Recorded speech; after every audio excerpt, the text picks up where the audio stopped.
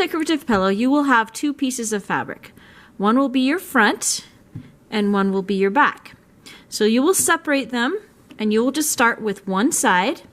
And on this side, you're going to draw lines, or you may also draw a design for your decorative stitches. So I'm going to take a ruler and I'm going to draw lines using a fabric marking pen. Make sure that the pen shows up. So I wouldn't want to use the blue side because that side probably wouldn't show up. You may also use a fabric marking pencil or a tailor's chalk. And again, the blue probably wouldn't show up, so you'd want to use a white piece of tailor's chalk. So let's try it with the tailor's chalk. I'm going to line up my ruler and draw a line straight down. Yeah, I can kind of see that. And I'm just going to draw lines all the way across for my decorative stitches to be sewn on.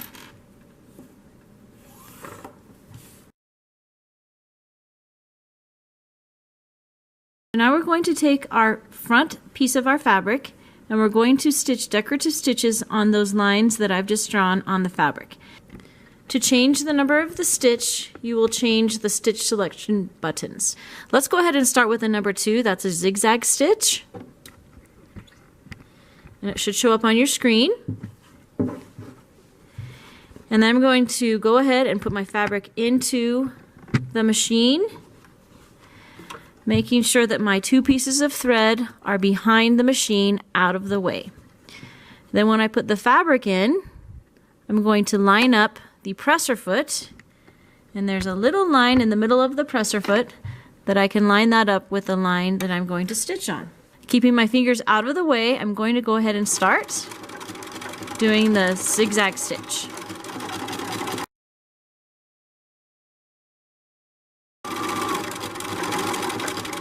Now once I get to the end, I lift my presser foot up, pull the fabric behind the machine and around so that you can trim those threads. Always trim your threads so that they stay out of your way. Otherwise you'll have lots of messy threads that you have to deal with. And then put that thread from the machine back behind the machine. Make sure to pull it long. And then trim the threads where you just stitched, so you have no threads. So there's your first stitch.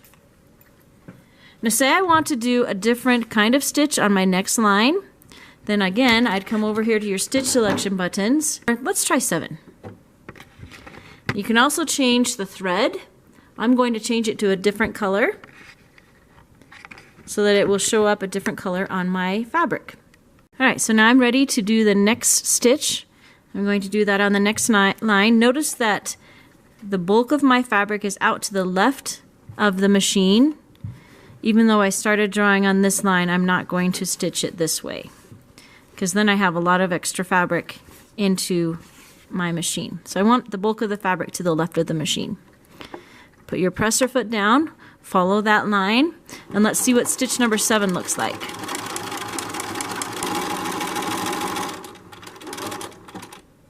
Lift the presser foot up, pull the fabric behind the machine and around. So that's what 2 of the stitches might look like.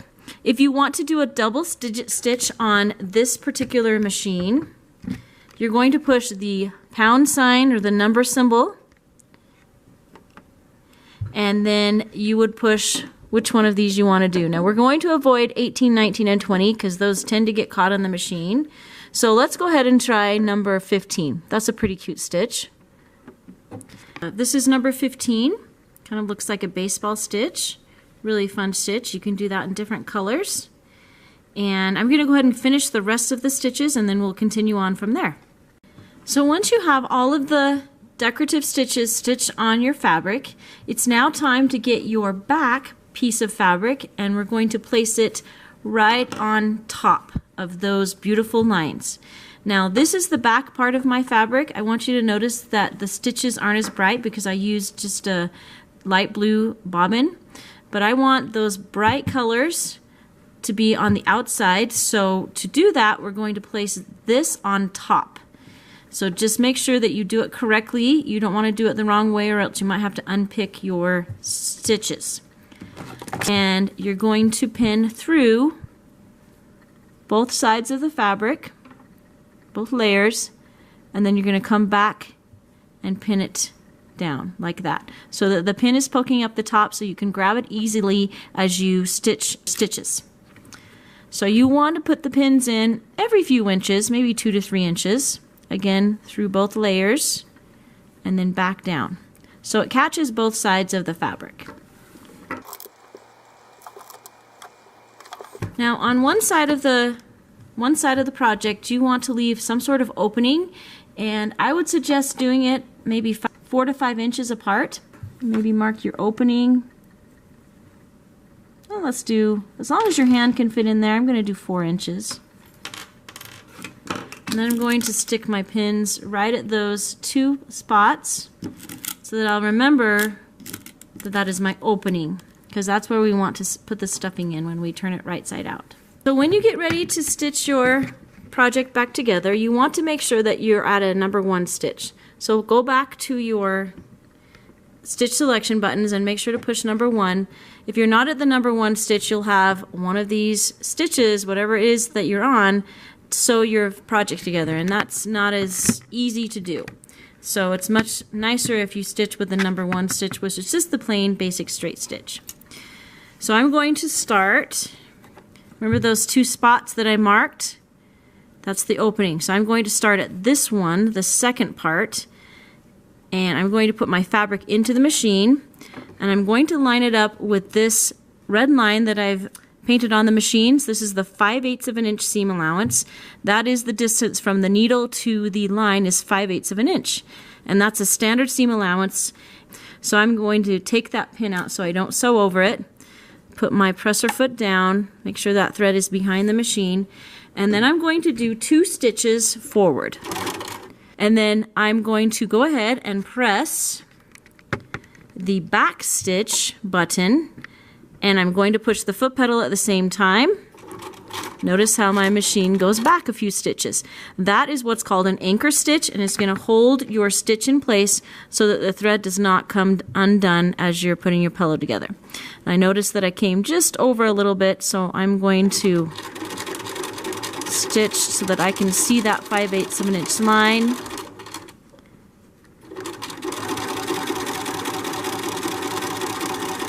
When I get close to the edge, when the presser feet get close to the edge of the fabric, I'm going to stop, turn my hand wheel so that the needle goes down into the fabric, lift up the presser foot, and then turn. I'm going to take this pin out so I don't accidentally sew over it.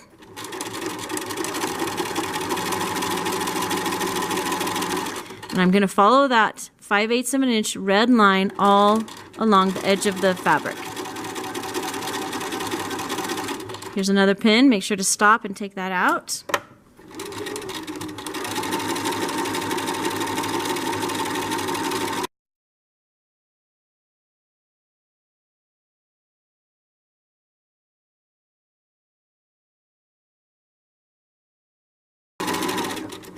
Now here's the end. This is the last pin I'm going to come to.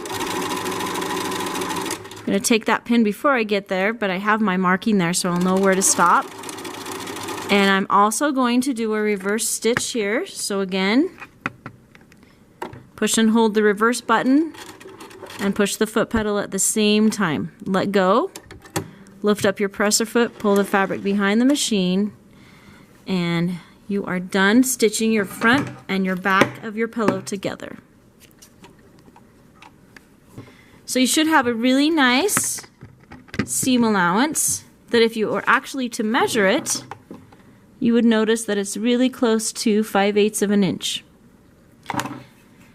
So it's the same width all the way around.